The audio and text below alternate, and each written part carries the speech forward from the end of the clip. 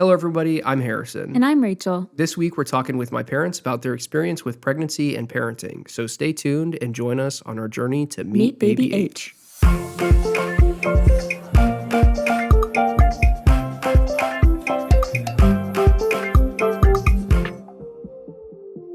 Let's introduce our special guest here. Joining us are my parents, Mark and Heather. They have 4 kids, and Baby H will be their first grandkid. Hi, Mom and Dad. Hello. These panels have been a lot of fun for us, and we're excited to ask some new questions and get a new perspective. So let's dive into some of these questions. All right, so to start this off, were there any resources that you found especially helpful during pregnancy and when you were prepping for a baby? Back in the day when we had our kids, there weren't as many resources as there are today. But that book called What to Expect When You're Expecting was one thing that we leaned on. But our family was more important for the different scenarios and what we were trying to do to raise kids. That What to Expect When You're Expecting book has been around. I think they're on like the 7th edition or something. Yeah, Rachel's parents got it for her, and we're amazed it has been around for such a long time. And as far as we can tell, it doesn't really look like it's changed a whole lot. But we also have one edition of it, so who knows? A good resource for us was my mom and dad. There's 7 kids in my family, so they had a lot of practice. One of the funny things that my dad always said was, think of someone that you couldn't imagine ever having kids but do. And if they can do it, so can we. We definitely have taken this advice. We talk about it a lot. We're like, well, we know this person made it, so we'll probably be okay. So what do you remember about your first moments home with a new baby, whether that was your first or bringing home more kids after that, things that you wanted or needed, emotions that you were feeling, things like that? On the emotions side, bringing Helen, who was our first home, was probably the most scary thing ever. We thought we were ready, but weren't quite ready. And we both just kind of sat there staring at her, going, oh, we're in charge and responsible for a human being. Yeah, that's definitely true. It got a little easier after we'd had the first couple kids, but when we brought home Helen, I can remember sitting at the table trying to eat dinner and knowing that she was in her car seat right next to us and just being scared to death that we were in charge of her safety and well-being. And that was a lot to take in. It's a huge responsibility, but it's one that I wouldn't trade for anything in the world. And our kids have done an amazing job of helping one another. And it's because they have each other in the family to lean on. And that's how we got through it, was by leaning on one another. We joke a lot about the first time we bring our kid home. We're just probably going to set them down and be like, okay, well, what do you do with this thing now? There's so many resources about getting up until the hospital and dealing with the time while you're at the hospital. But when you get home, you just kind of got to figure it out. Yeah. I've seen some funny like YouTube vlogs where people bring their newborn home and they'll give them a house tour. Yeah, our baby will probably get a house tour. Yeah, I would say more with the other kids than Helen, but we just kind of walk through the house and it's like, here's where you live. Yeah, when you have that kid at home and you're trying to figure out, okay, what's my normal routine, and trying to make them comfortable. So you just kind of walked them around through each room and we're just talking to them, and because they love to hear your voice. So it's just a fun thing to do. But, you know, when we brought our kids home, it wasn't until the latter two that technology was a big part of that. So it was just us walking around talking with our kids. What would you say was your most used item, or like the most essential item that you had when your kids were babies? The most used utility item was our Go Pack, as far as our diapers and our changing pad. We used it from kid 1 all the way to kid 4. And we often left it in the car so that if we were places other people needed it, it was there. And so your Go Pack was like a kit of like diapers and things that you would need just to like get out of the house quick, or just like for changing, or what? Yeah, it was really kind of like a changing kit. So one side had a zippered side that had like, we could put 3 or 4 diapers and a set of the flat wipes. And then the other side, we had usually an extra outfit. Inside it, it folded a changing pad, and then it just fit right inside the diaper bag. Oh, So you could that's take pretty it out of the diaper bag if you wanted. There was one time when we went to an amusement park that was geared towards young kids, and we had taken a bunch of little kids with us, and it got to be pretty panicked when we got to the end of the go pack that there were no more diapers, we had no more formula, we had like 3 wipes, and we were just praying that we were going to make it back home before we had a blowout or something. So we made it, but it was by the skin of our teeth. I was amazed to find out. I think there was somebody that said every hour that you're out with your kid, you need to take at least 1 diaper. And to me, that seems like an absurd amount of diapers. But a lot of people are like, that might not be enough. Yeah, I would say that wouldn't be enough. In the trunk, we kept like a box that had an extra outfit for every kid, diapers of every size we needed, and the change of clothes had underwear if we had kids potty trained at the time. Harrison still has to figure out what kind of diaper bag he wants.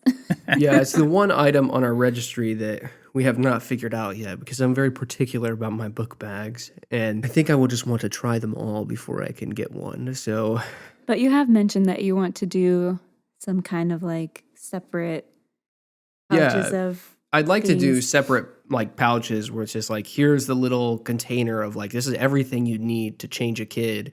And like, here's just like a box of like, this is a change of clothes. So that instead of going through every item when you repack your bag and trying to figure out what items need restocked, you could just grab another bag. And it sounds very similar to this Go Pack that you had, because nothing sounds worse than in a public bathroom with a changing table trying to rummage through your diaper bag and figure out all the items that you need. Whereas it'd be so much easier to just be like, this is the one little kit that you need. Just take only that in, and whoever is standing out with the stroller can keep the bag or whatever. Yeah, I'd say that when we were toting young ones, we didn't have a lot of places that had changing stations and things like that. So the last thing I wanted to do is take the rest of the diaper bag that had formula and food items in. The best place is the back of the car. Exactly. The hatchback, which is not necessarily on anybody's list, but that is an essential place to change a diaper when you need to. So you'll learn that, I'm sure. Yeah, I'm not looking forward to that because Rachel has deemed that when we're out and about, I will deal with all bathroom duties because when you go to the restroom as a guy, the lines are just so much shorter. So if it's like packed and your kid's got to go, you know, like if they're potty training or if you just need to change them real quick, your luck is probably better in the men's restroom than the women's restroom. Yep, if we used a bathroom, your dad often was the one because he could get it done faster. To this day, when I go in bathrooms, I'm like, oh, this place has a nice changing station. So how soon did you go back to work after each of your kids was born? And what would you say that experience was like? Like, what were some of the most difficult things, but also some of the nice things about going back to work? After Helen, it was about 7 weeks. I thought that I would be ready to go back pretty quick. The 7 weeks went really fast, and it was hard to go back. And the reason it was hard to go back is just I wanted to make sure that she was being taken care of. With you, Harrison, it was more like probably to the end of the semester I was teaching, and they decided that it was easier on my classes if I went back at the end of the semester. With Mary Grace, it was an extended time, but I was having some medical issues at the time. And then with Anderson, I just chose to take a year off. The year off was probably the easiest for me because I had the 4 to take care of. It was the only time that I really got to focus only on that. So when I went back to the classroom after the kids were born, I didn't have as much time off, but I rested a lot easier knowing that Heather was there. And again, family was close, able to help out with things that I was not able to do since I was in the classroom. And with fall babies, wasn't that long until fall break, Thanksgiving break, Christmas break. So there was enough time there that I felt like I still was able to help out, but still go back to work and handle some of those responsibilities. Every case is different, and for each couple, they have to figure it out on their own. I feel like a lot of people that talk about going back to work will talk about like the difficulties of leaving your kid at home or at a daycare or whatever. But would you say that there are also like some good things? And if there are, what would you say are some of those things that are nice about going back to work? Well, I was really committed to teaching and helping others learn. And the process of feeling like I wanted to still do that, but then also be a mom, there's a lot of pressure to stay at home, and then there's a lot of pressure to work. But people have to just do what's right for them. For me, the biggest worry really was, do I have the right people taking care of my kids with the same values and expectations I would have?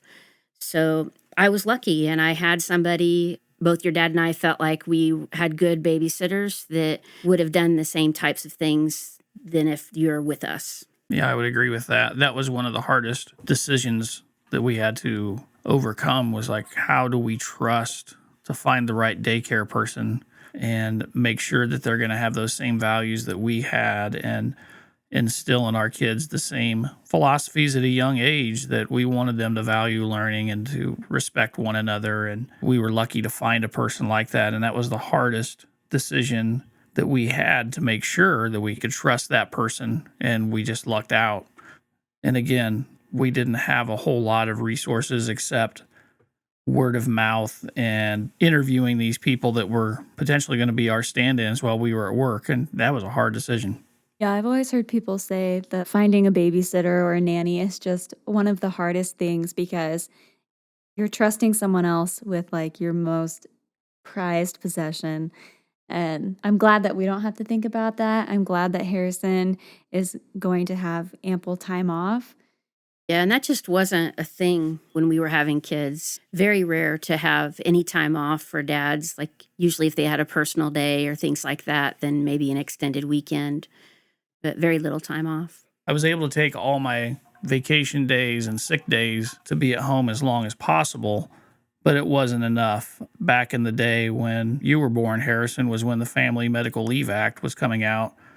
There wasn't even any protection for mothers. They could let you go at that point, and that was kind of scary. So I was happy when that came through, but it wasn't that common, and I'm happy for you that you guys are going to get to not have to worry about that and have plenty of ample time to get settled in and not miss out. Those first 3 years are so important. Fortunately, we do have that time where I'll be home, and it's allowed us to spend more time thinking about when do we want to start scheduling activities out and about so that we can basically get back to whatever the new normal is going to be, but not so that we're just sitting at home all of the time. And that's been more of our focus than really when both of us are trying to work and figuring out all of that, which we're very fortunate that we're not in that situation.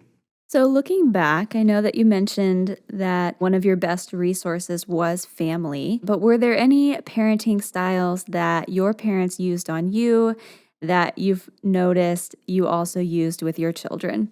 Yeah, with my parents, the style that they probably use the most is just to stay calm, have a lot of humor, remember the age of the child, and that you take it just one day at a time. Kids will get kind of rambunctious, but that's kind of the fun of it. And they have their own personalities. But while they have their own personalities, they just need to work out their own stuff. So sometimes kids are going to get upset. Sometimes the parents are going to get upset. But if we just figure out how to deal with each other as people, no matter how the age is, then it usually works out. That's a really good question about how the parenting styles have influenced ours. And it's a tough question because over the years, family is really, really important. We're lucky for both sides of this equation. And keeping track of everyone's personalities and learning to get along with one another has been something that has been valued. And I think that we've passed that on down to our kids as well. And that's something that our parents tried to share with us, to keep others in mind and that the world doesn't always revolve around one person.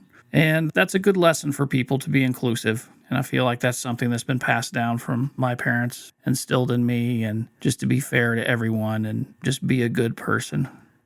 What is something that you wish someone would have told you before you had kids?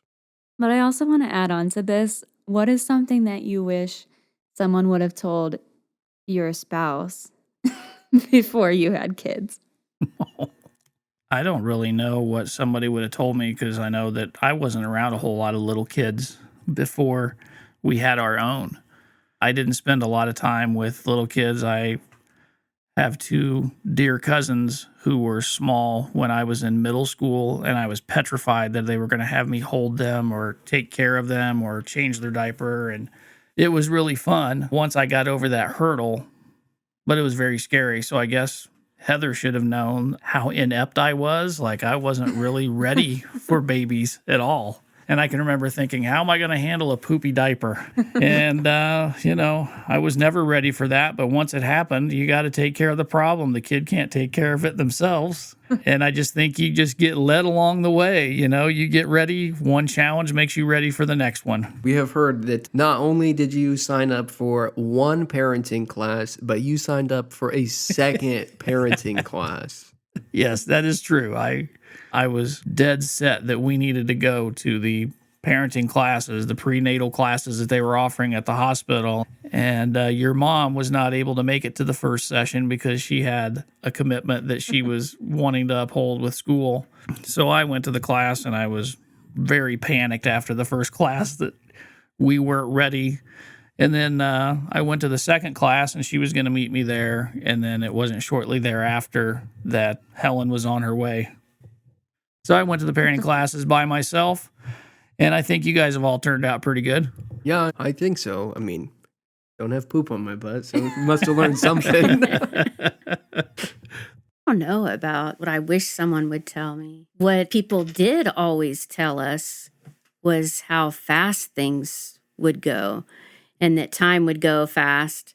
And we just kind of were like, okay. But now that we've got 4 kids that are pretty grown up, it has gone very fast. We aren't even very far into this game. Like, our first kid isn't even here yet, and it's already kind of insane that we're already like 6 months into this. In some ways, it feels like it has been a long time, but in other ways, it's like, how did we get to this point? So I'm sure it only is going to get faster. Before we got married, I couldn't imagine what being married would be like.